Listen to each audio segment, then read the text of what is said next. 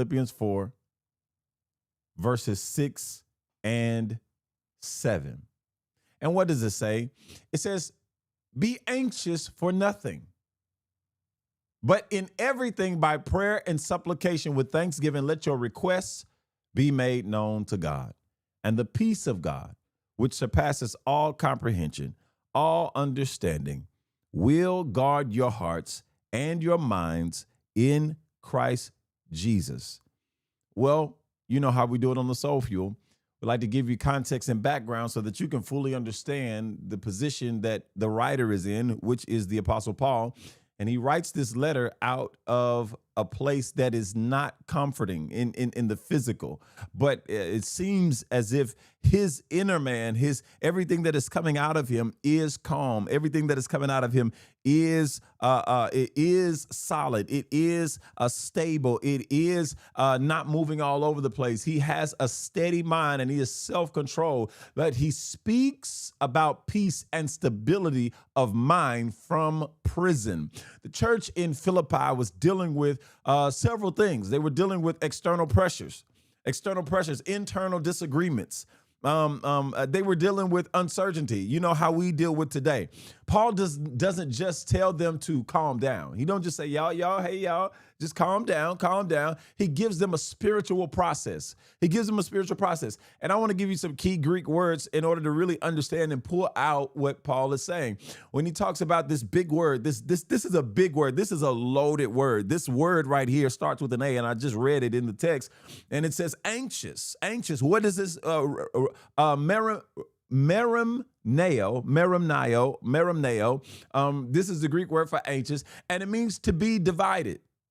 It means to be divided. And we talked about this word. I pulled this word out before, and I'm sure I've already done a devotional on this. You can go back into the archives on the YouTube channel and probably dig it up somewhere. But we've been doing this every day. I've been doing this every day on at least just on YouTube for the last 2 to 3 years.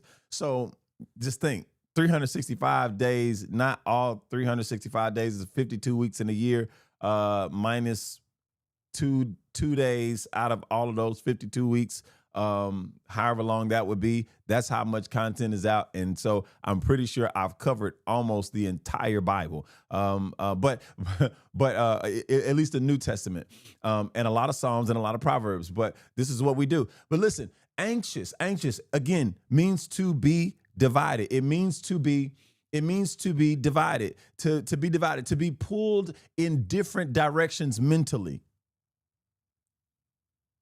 This is the Greek definition.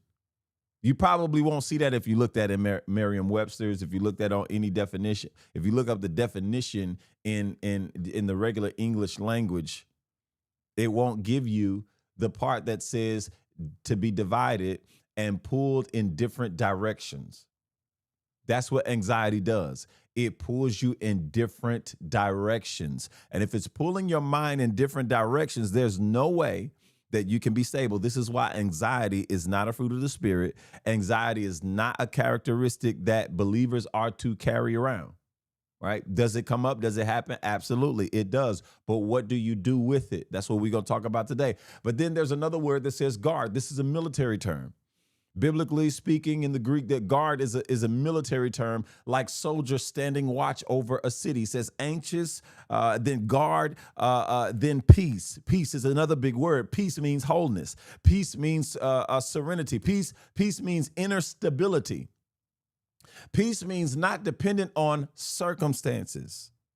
So basically, it means that I can have peace. This is why it says peace that surpasses all comprehension, or peace that surpasses all understanding, because this is peace that is not based on what the situation is. This is peace that is not based on circumstantial happiness. Because happiness without the Lord is just happiness. Because happiness with the Lord is happiness that is rooted in joy, and joy is everlasting. Come on. I need you to get this. Peace is wholeness. Peace is wholeness. Peace is inner stability. I understand that what I need to happen is not happening right now.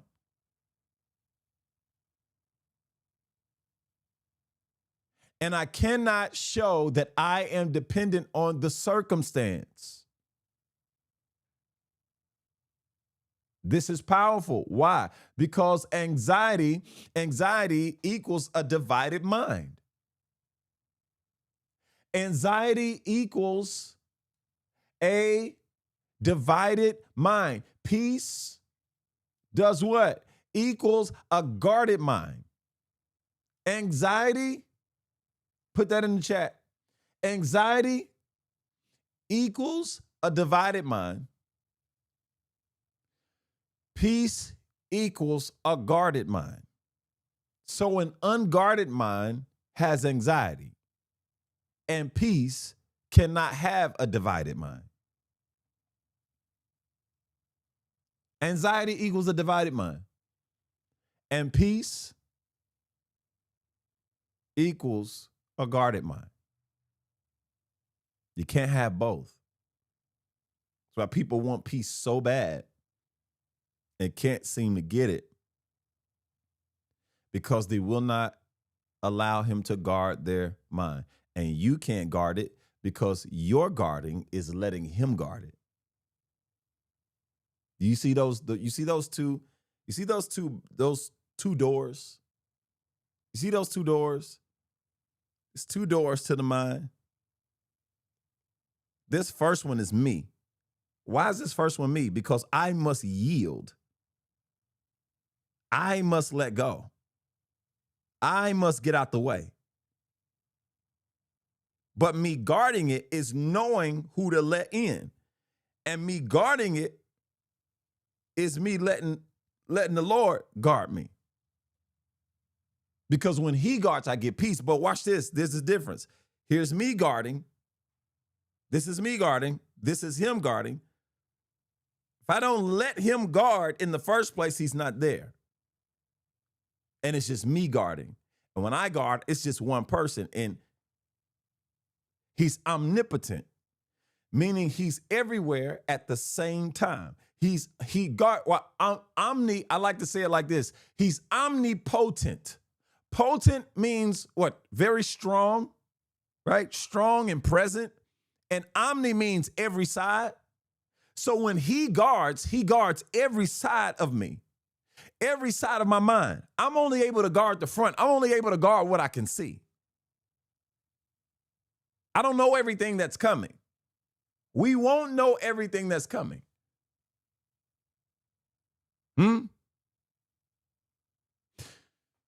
So here's what you got to understand.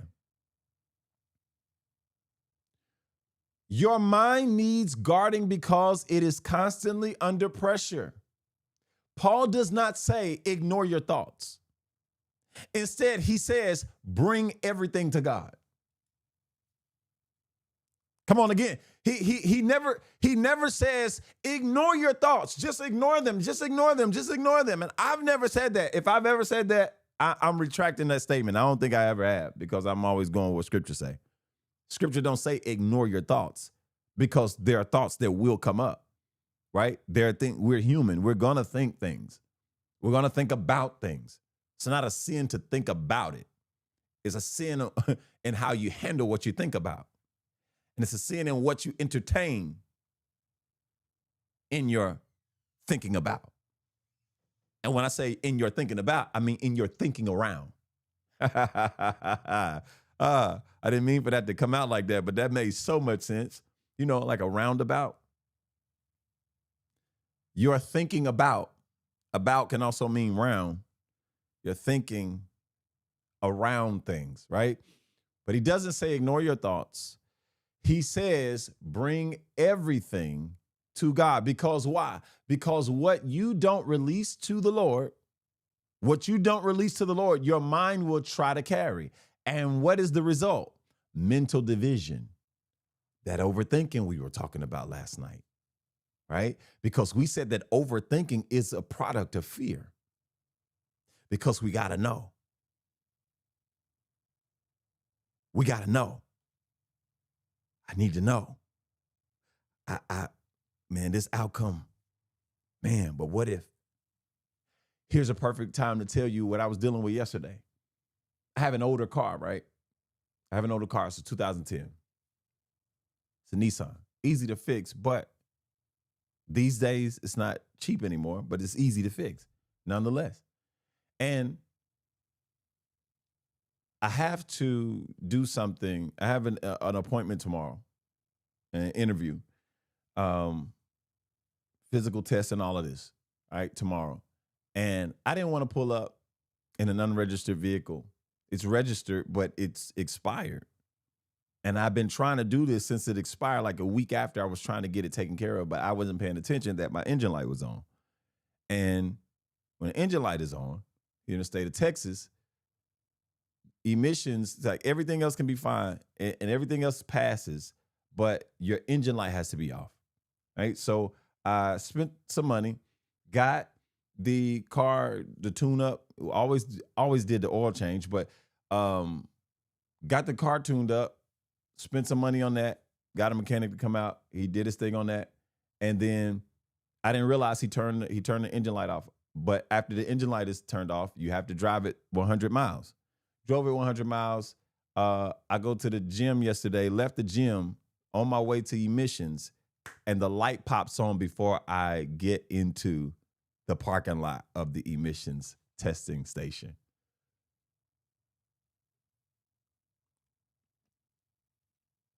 You have no idea how frustrated that was and how frustrating that was. It was frustrating because I just spent this money for this mechanic to come out. Not only did I pay him, but I had to pay for the parts. The parts alone for the tune-up were about $300. Think of the labor costs.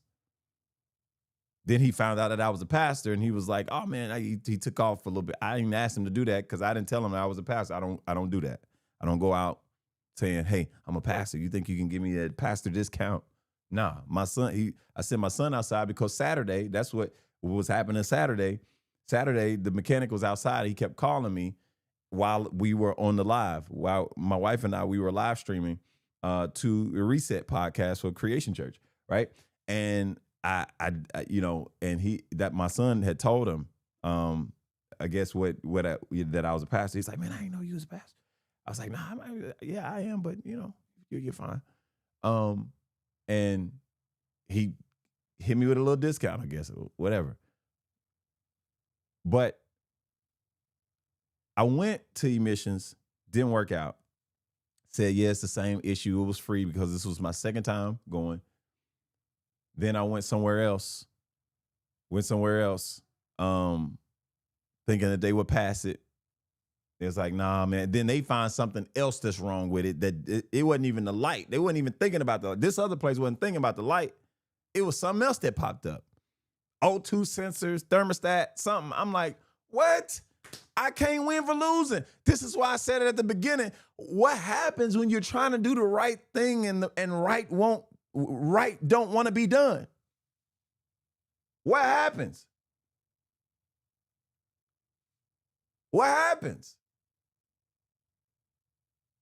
And my wife said the same thing. Timothy said it's time for another car. It may be, but the pockets don't say it's time for another car.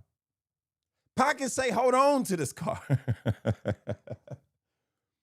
That's what the pockets say. Right? So that was frustrating. And guess what began to happen? Overthinking. The very thing that I've been talking about started to rise up. And I noticed it. And I had to take every thought captive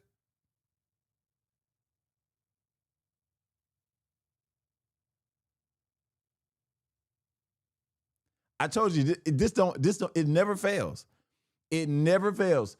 Where I teach from, where I preach from is experience and understanding. And it's not just experience. It's understanding of the word and getting an understanding of the word before I open my mouth. But it's getting an understanding of the word and then identifying with the word, knowing that it's true, and then experiencing and living out what I'm talking about. When I say living out, I mean experiencing. Like, again, yesterday was real time experiencing what I was talking about. That's why I was able to notice it. So your mind will try to carry what it should not. The result is mental division, overthinking. So I'm thinking, man, I can't go to this. I can't go to that. I started thinking about Turo. I'm like, I don't listen. I'm just not trying to pull up in expired registration.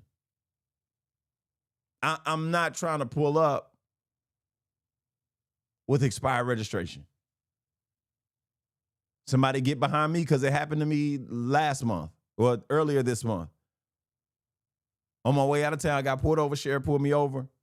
Sheriff was cool though. He gave me a warning. I'm like, okay, I'm not one to take a warning and then just sit on it like I'll be all right. I show the next cop my. Nah, I ain't trying to do that. I'm trying to obey the law. I want to obey the law. But some of us, we get in our way, we get set in our way. We want to try the law. So people learn the law and want to try to go against the grain because you think you know a little something. Stop. That'll get you put on your head, and then you'll be on a T-shirt somewhere. They be talking about I can't breathe because you just didn't follow. Just do it. Just do what the folks say. Just do what they say. Fight them later in court.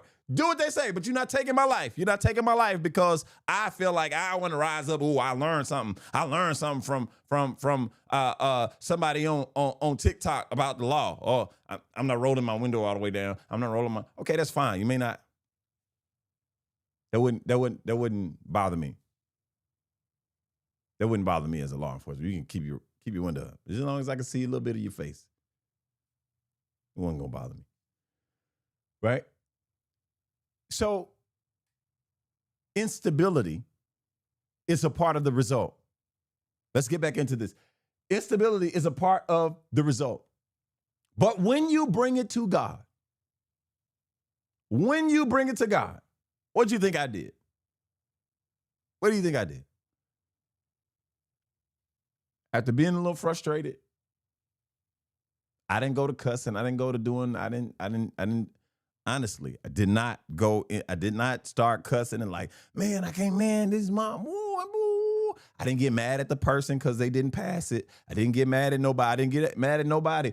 I even tried to turn it on me. I said, man, see, I should have did it like right as soon as before the end of the month, I should have went on and did it. But I wasn't paying attention that I didn't know that the engine light had I believe it was already on at that point. So it still would have done the same thing. So still would have been more possibly in the same situation. So there was nothing to do but to give it to God. Because it's out of my hands. It's out of my hands. Prayer aligns you. Thanksgiving stabilizes you. Surrender releases the weight. Then something happens that you cannot produce yourself when you release it. Y'all know what that is? Y'all know that's something that happens? It is God's peace steps in and guards your mind. Come on. His peace steps in and guards your mind. Not just calms it, but guards it. It doesn't just calm your mind, but he guards it. This means not every thought gets access. Not every fear gets in. Not every pressure takes over.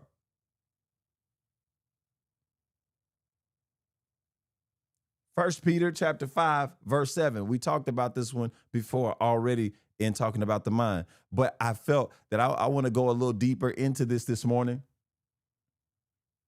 Give me about maybe 20 more minutes. Give me about 15 minutes, maybe 10. But First Peter chapter 5, verse 7, what does it say? Casting all your anxiety on him, for he cares for you. Because he cares for you. This is good. This is real good, Marcia. This is good, Tim. This is good, Sister Darnell. Sister Tamiko, this is good. This is good. And then That's verse 7, right? But before that, this is why it's important to read all of the text and not just pull that. We could just pull out casting all your anxiety on him because he cares for you. That's a great truth by itself. We could cherry pick that by itself. We could cherry pick that by itself and just and run with that one all day. And no, I gotta cast my cares. But I challenge that, because when I was reading this, I had to go back and read before that. Verse 6, what does it say? It says, humble yourselves under the mighty hand of God. So what does that mean? That means in order for me to cast all my anxiety or to cast all my cares on him, because he cares for me, in order to do that, that means I must humble myself under the mighty hand of God.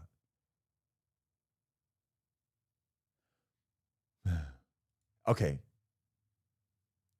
You got to humble yourself. You got to humble yourself. Humble yourself. Because to cast your cares on him, that's hard to do.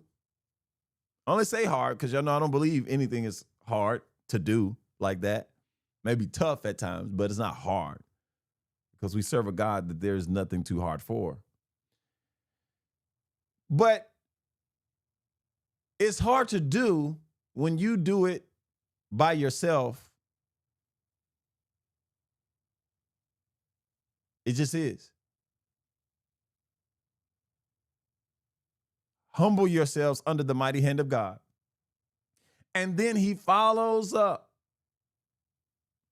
He follows up with casting all your cares or your anxiety on him, for he cares for you. That means casting your anxiety is an act of humility. Oh my, oh my, oh my. That means casting your cares on him is an act of humility. It's what it is. It's an act of humility. Most people, a lot of people don't struggle because they have anxiety. They struggle because they don't know what to do with it.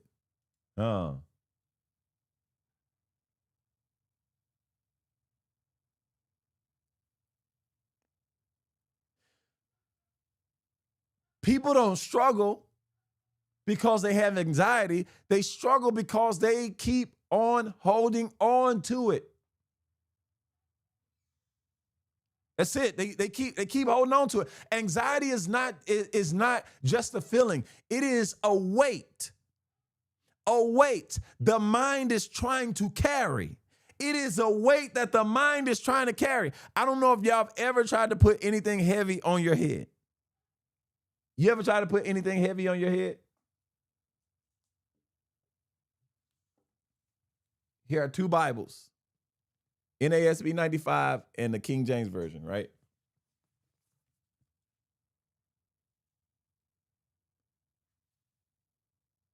Now, forget the fact that this is the Word of God, and just think of the weight.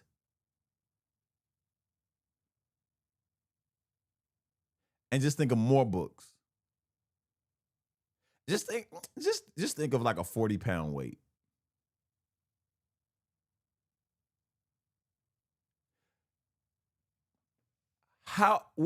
Where will you feel the pain? Probably in the neck. And then the neck is where the yoke goes. Y'all remember what a yoke is? It says, come unto me, all you that labor, who are heavy laden, and who are weary and heavy laden, and I will give you rest. Take my yoke upon you, for my yoke is easy and my burden is light.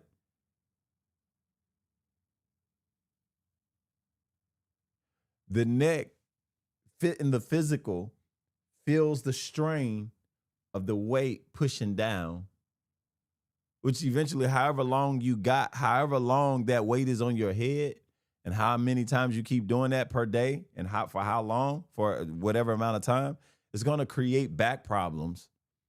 It's going to create spine issues. It's going to change your posture. So think about that. Let's take that back to the mind. Every situation, every hurt, every pain, every struggle, every circumstance, your circumstance like mine, what it was yesterday, car, whatever it is, it may be physical, maybe material. It's a need, it's a necessity, right? But just think of all of those things working as weights in the mind.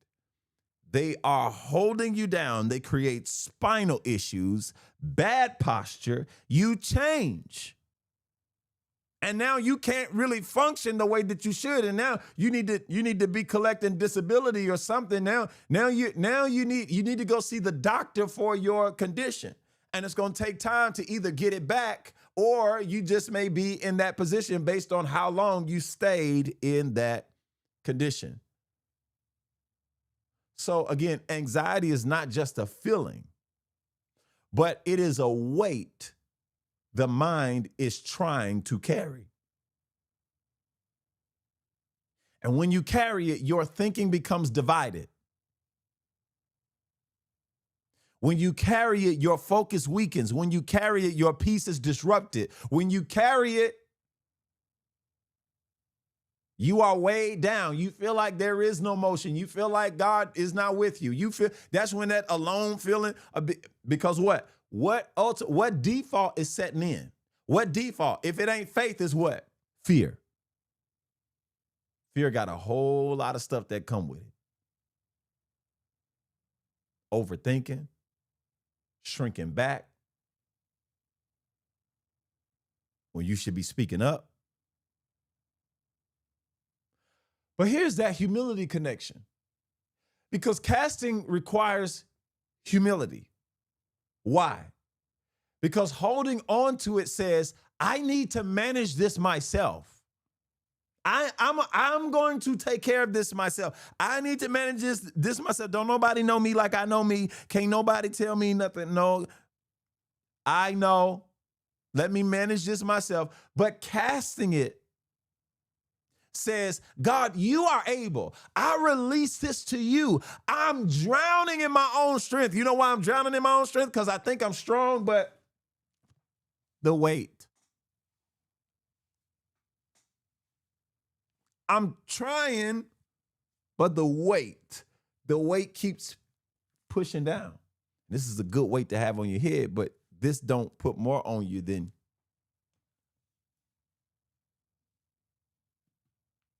and that guards your mind. So, bad example in using two Bibles, using the Bible to put on my head, because that's what covers me, literally. So it covers you. But you understand. You understand it's about the weight. It's about the weight. But when you cast it, cast your cares on him. When you cast your anxieties on him, it says, I release this to you because I am not strong enough to carry it. Now, how do I actually cast it? We're going to come back to that word cast, because let me just give you this. We talked about this word cast already. We talked about it even as we've been going through the book of Matthew at church online, right? But cast means to violently throw out. We cast down every vain imagination. We cast down every thought. We take captive every thought. Cast is not a gentle word. Cast, it means to violently throw out. So some of you may ask the question, well, okay, how do I do this? How do I cast my cares on him? Well, that's why I said I wanted to give you a little bit more this morning. So can I have about 10 more of your minutes? Can I get 15? maybe 20, maybe 20. Just stick around. Just stick around. As we saw, casting means, and as I've given it to you, casting means to throw upon, to transfer fully, to throw out violently.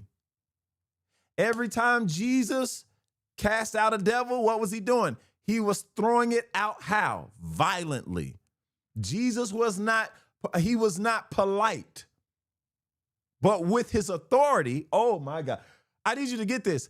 With his authority, they were cast out.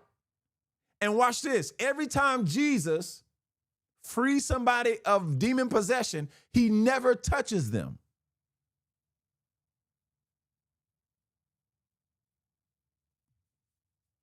Let me say that again. Every time Jesus cast out devils, he never touches the person who was demon possessed. He never touched them. He never laid hands and said, in my name, come out. In the name of the Father, come out.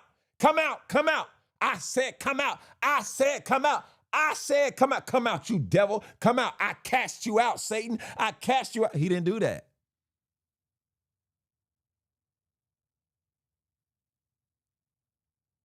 Because when we see him do that, first of all, he's showing his authority. And the reason why I'm saying this is because I'm talking about Jesus having power, Jesus being God on earth with them, was able to violently throw out something just from his words. Do y'all see that power? To throw upon, to throw out violently, to transfer fully, to cast out something is not only in how you do it, but the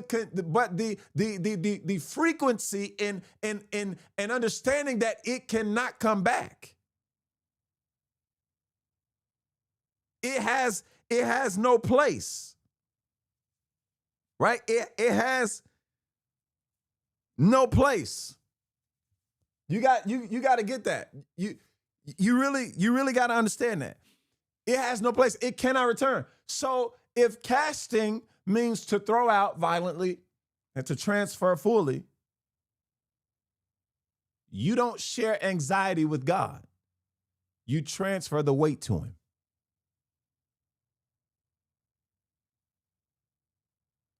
So XXII-K. The reason why they do this is because they're unlearned. They have no real power. They don't understand. You don't have to touch nobody to cast out devils when it's necessary. And it's probably not something we're doing every day. And when Jesus cast out demons, he walked the streets. He was walking the city. He was walking the city and he went into areas where there were people who were demonically possessed. They wanted to be free, so they came to him, and then the demons spoke. He didn't have no conversation with them. He didn't tell them. So if you don't see Jesus do it that way, then the people that you see do it today who lay hands on folks trying to cast out devils, they don't know what they're doing. They're putting devils in instead of taking devils out. And I've talked about that many, many times, but I need you to get this, though. You don't share anxiety with God. You transfer the weight to him. You transfer the weight to him. Here it is. How do I do this? How do I do this? Identify. How do I cast out? How do I cast my cares on him? Here it is. You ready? Number one. Identify what you're carrying. Again, faith doesn't make you operate in naivete.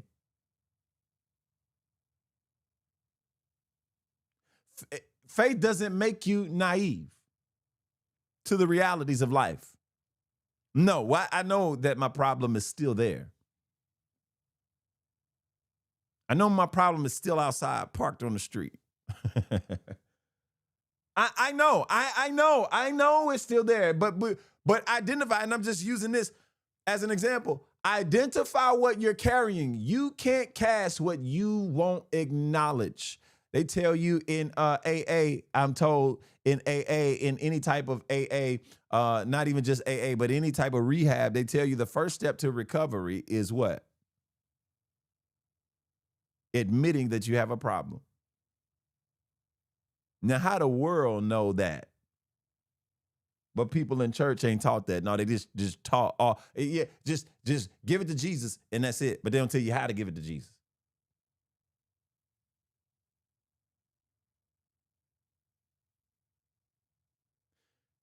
You have to identify what you're carrying.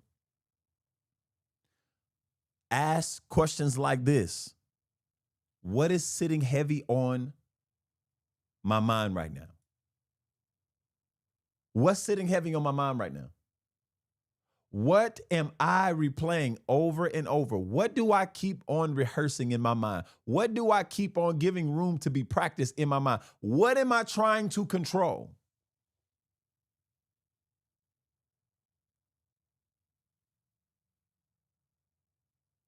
Can I tell you that anxiety hides in repeated thoughts?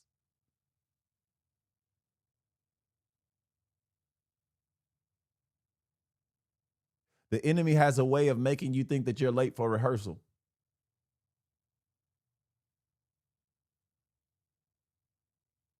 Where Timothy at? I need him to think about this. Where Marsha at? Need you. You got to think about this. Think about it again. Think about it again. Think about it again. Think about it again. Come on.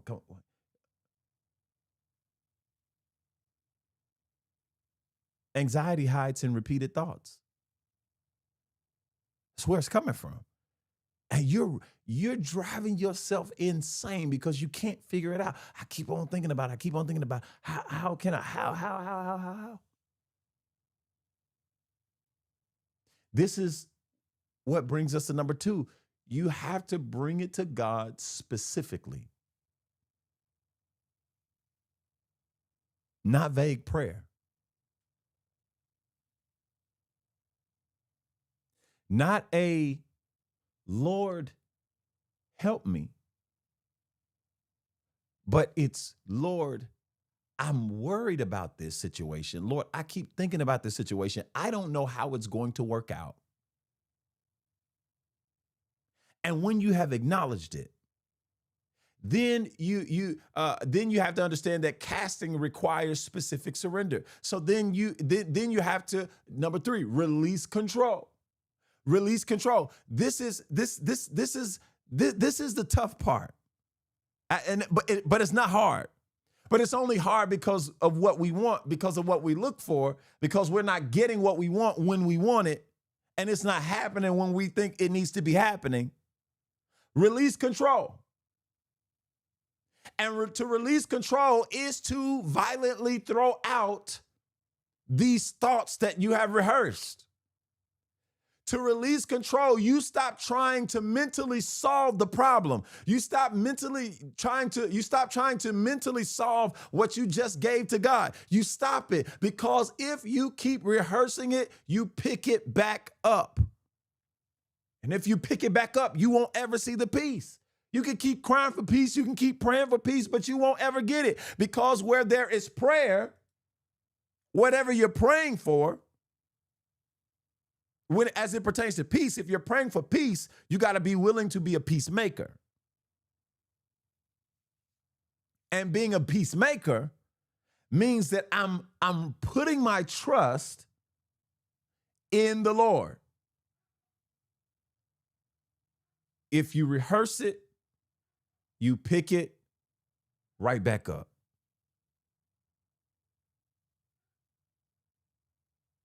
And then 4th, you have to replace the thought. Replace it. Because if you leave it empty, if you leave an empty space, you'll put the same thing back there. It'll just be a different color. Come on. Come on. Come on. Come on. Come on. Come on. Come on. You can't leave your mind empty. You can't leave it empty. You can't take stressing out about daycare for your kid or school. How they're acting up. They won't act right. You can't just cast your care on him and leave that spot empty. No, you got to replace it with the word. You got to replace it. This connects directly to Philippians chapter 4, verse 8. Think on what is true. If I think on what is true, I won't behave like I believe the lie. And the lies are the things that you were rehearsing. Well, if I don't do this, and the lies are the things that you were overthinking, because overthinking itself is a lie. Overthinking itself is a lie because, again, we learned this yesterday, that overthinking is a product of fear.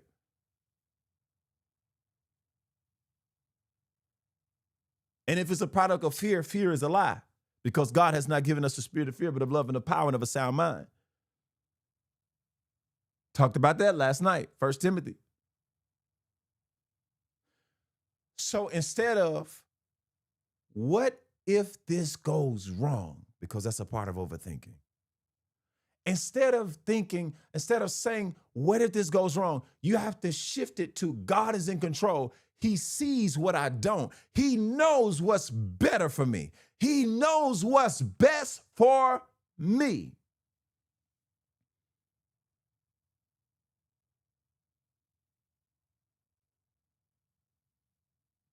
He knows. Casting is not just release. It is replacement. I'm replacing and exchanging a lie for the truth. That's why he says, cast your cares on me, because he cares for you. Cast your cares on him, Peter says, for he cares for you. He cares for you. If he did not care for you, Peter would never say this. And Peter would know, because Peter walked with Jesus.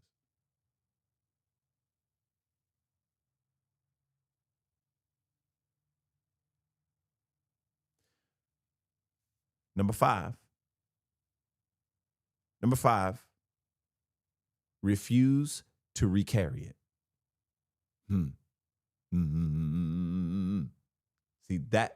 Here's the reason why there has to be a number 5, which is refusing to recarry it, is because it will try to come back. Why? Because you're not. See, that's why, and I mentioned this yesterday, to be perfect would mean that once we get rid of something, it won't come back. That's why I hear all this really damnable teaching that's happening in these mega churches in Atlanta, everywhere, all over the place, Dallas, Houston, a lot of bad preaching and teaching going on. I heard a preacher say, it was a reaction video. A brother was calling. He actually went to the service, and he was listening to the message, and he was talking about how the scripture was just butchered. And he played a lot of the sermon, and I said, oh yeah, he is like leading them people down a bad path. Popular church in Atlanta, not the other heretic church, but this other heretic church. And what's crazy is he was saying this will be a season. You got to watch out for preachers who talk like this. When they say there will never be another, you will never have another struggle another day in your life. You're lying. You're clearly lying. You are clearly lying. That is the part of the imperfection of living in this flesh. We will have trials. We will have some circumstances. We will have situations. Jesus said we would. So why in the world would you tell a room full of people that you will never, I see things shifting. Things are shifting. Things are shifting. First of all, it's also connected to sowing a seed, right? But they say, I see things shifting. You will never have another struggle a day in your life.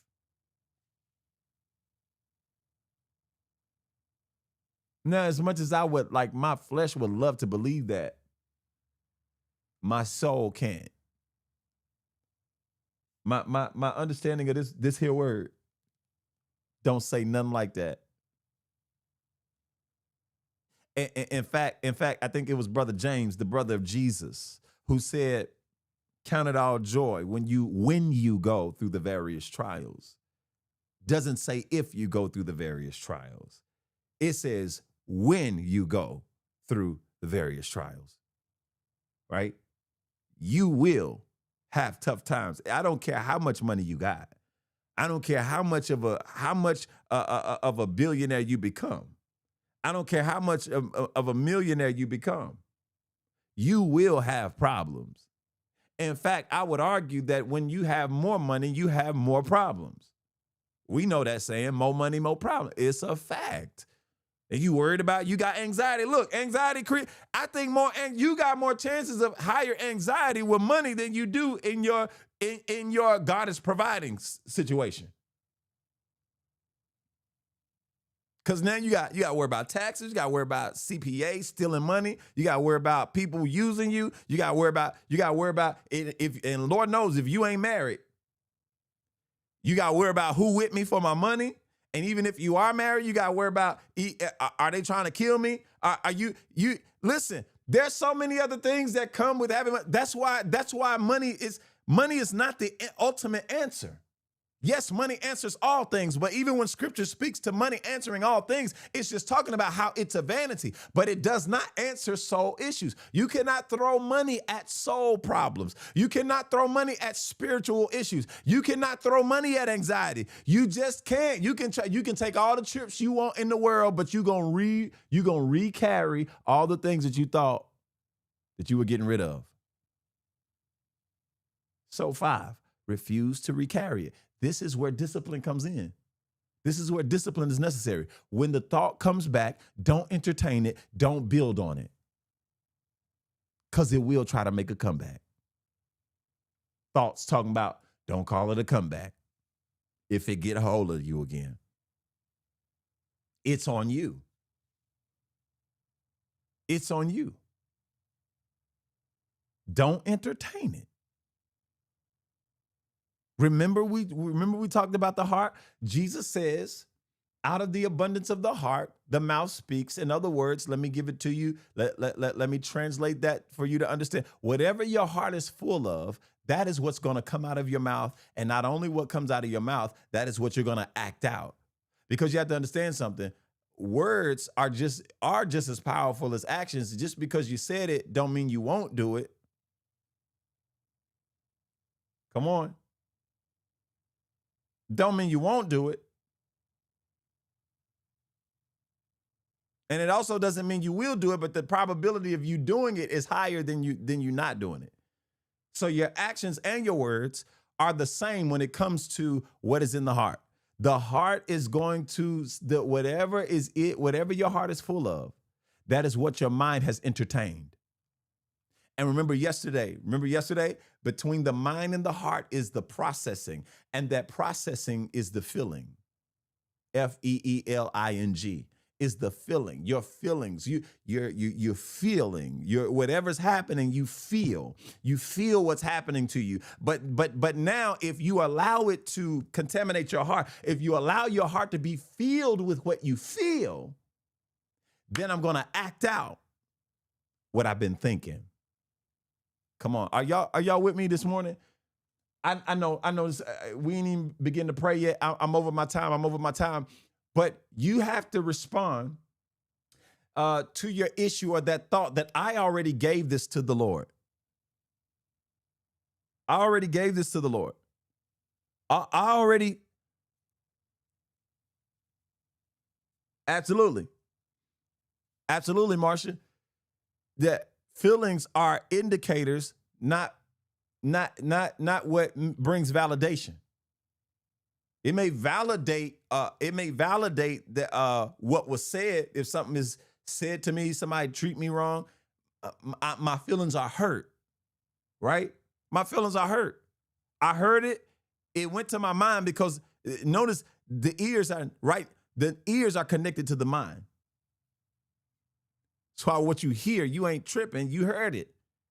It ain't like your ears are on your back. Your ears are on your chest. Your ears are your ears on your side, like Like some weird kindergartner. Now I won't say weird kindergartner, but just a child being a child drawing stuff where it don't go.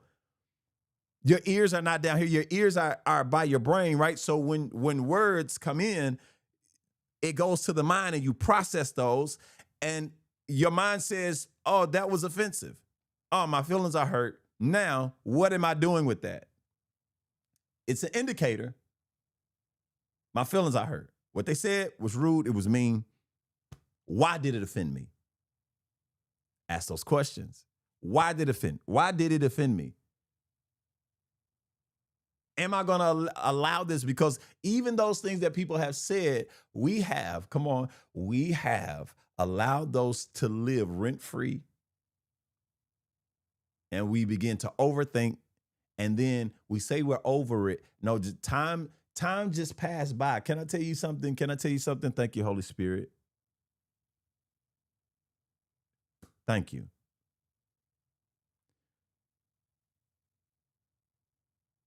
You're not really healed when things that have been said to you hurt you and you did not address it properly and take it to God properly. What happens is over time, it's like a sore. When really, it should not be sore at all. It should not be a blemish of what happened. Doesn't mean that you won't remember, but you forget how it made you feel. But the problem is you don't forget it. You don't forget it in the healthy sense, in the spiritual sense, right? We remember the things that happened to us. We remember the bad things, but we're supposed to forget how it makes us feel when we have really forgiven. Come on, I promise you this makes sense. So those things that have been said, they sit like, I can't even find a scratch when I need one. They sit like something that had the potential to heal all the way, but you just didn't treat it. Yeah, y'all get that? You didn't treat it. You didn't treat it. Because not only is it you giving it to God, but it's also you praying for them. Man, listen. Whoo. You got to tell your thoughts. You got to tell yourself, I already gave it to God. I already gave it to God. I hope that made sense. I hope y'all got that. I already gave it to God. Here it is. This is what I'm saying through all those 5 points, those five things I gave you. Casting your cares is not praying about it once and then worrying about it all day.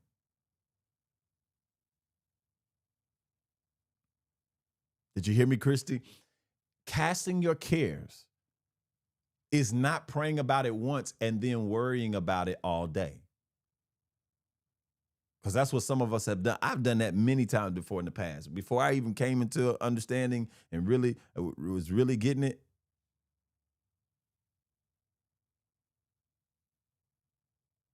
But it's giving it to God and refusing to pick it back up mentally. That's what it means to cast your cares. That's what it means to cast your cares on Him.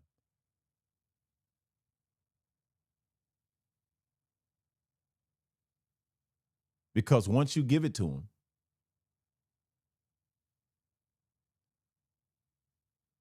it'll work out however it works out.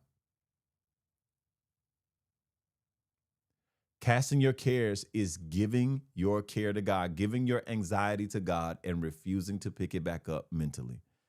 So listen, make this declaration today. I want you to say this out loud. I want you to say this out loud. My mind is guarded by peace, by the peace of God. My mind is guarded by the peace of God.